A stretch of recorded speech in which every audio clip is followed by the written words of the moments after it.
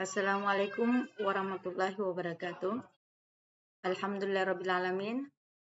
Wassalatu wassalamu ala asyrafil anbiya wal mursalin wa ala alihi wa ashabi ajmain amma ba'd. Alhamdulillah, pada hari ini kita lanjutkan perkuliahan kita yaitu bahasa Arab, Al-Lughatul Arabiyyah. Kemudian judul kita pada hari ini atau tema kita pada hari ini kita akan membahas tentang al-jumlah ismiyah wal jumlatul fi'liyah. Oke, yang pertama al-jumlatul ismiyah. Ya, kita akan membahas al-jumlatul ismiyah dari kata al-jumlatu.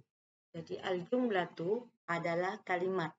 Nah, al-jumlatu, kata al-jumlatu itu jamak dari kata al-jumalu, yaitu kalimat. Nah, sedangkan kata ismiyah, al-jumlatul ismiyah itu adalah isim. Jadi makna dari jumlah ismiyah adalah kalimat yang didahului kata isim atau kata benda atau susunan kalimat yang terdiri dari mubtada dan khabar. Jadi jumlah ismiyah yaitu terdiri dari mubtada dan khabar yang mana kalimatnya didahului kata isim.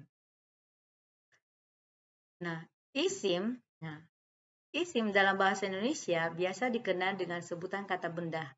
Jadi pada umumnya itu kalau kita menyebut kata isim berarti kata benda.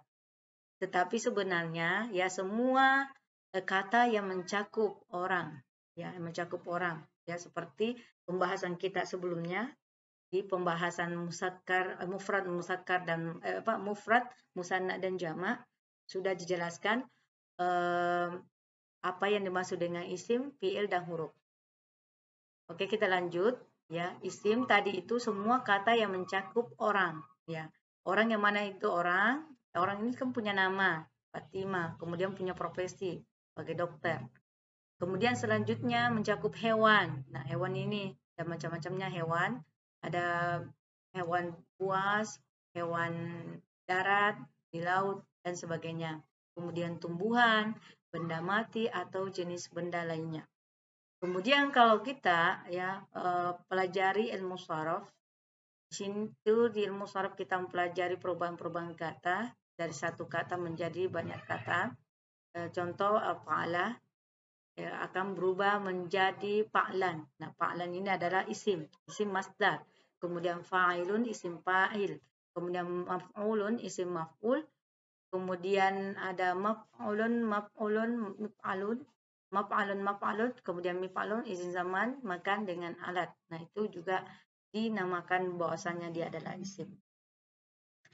Kemudian selanjutnya mubtada. Nah, tadi di pembahasan kita yang tadi ini yang pertama bahwasanya jumlah ismiyah itu adalah susunan kalimat yang terdiri dari mubtada dan khabar.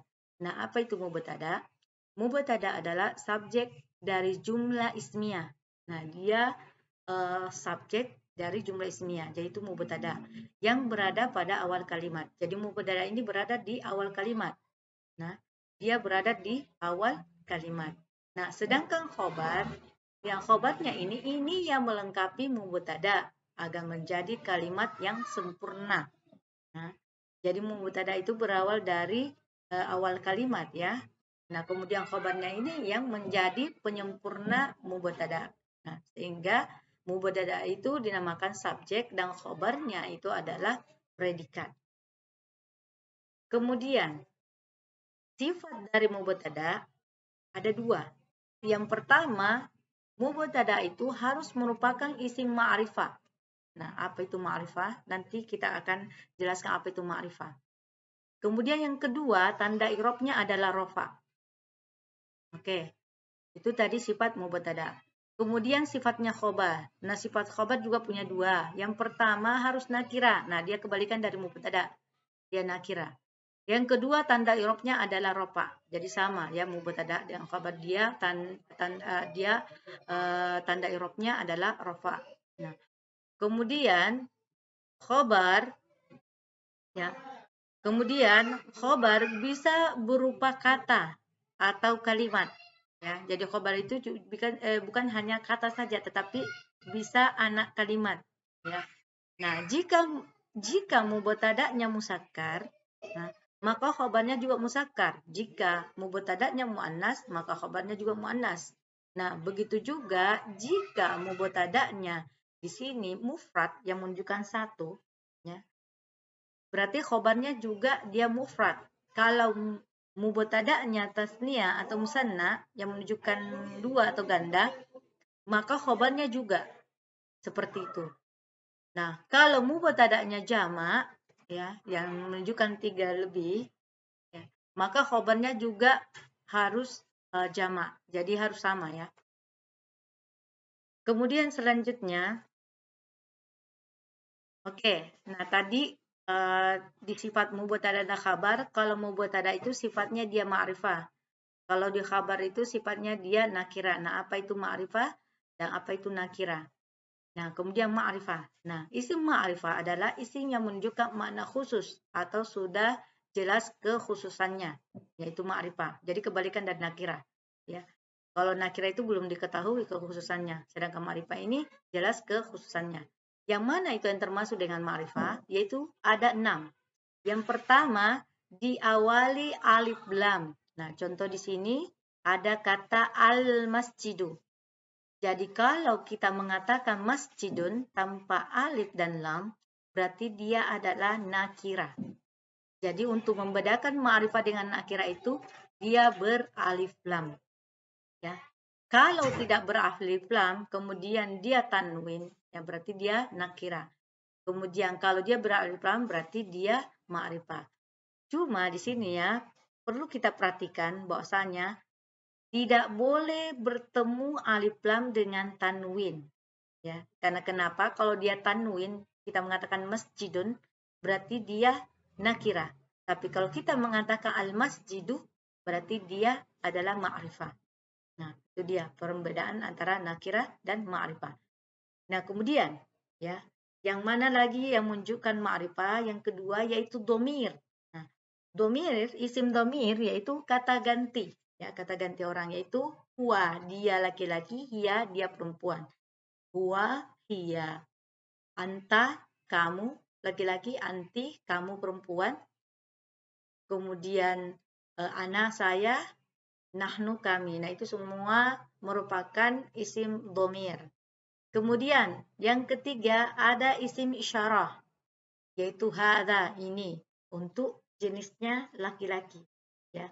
Kemudian hadhihi untuk ini, ya, untuk jenisnya perempuan. Jadi kalau saya mengatakan hadza qalamun, ini adalah sebuah pulpen. Kenapa menggunakan kata hadza? Karena qalamun di sini dia jenisnya muzakkar.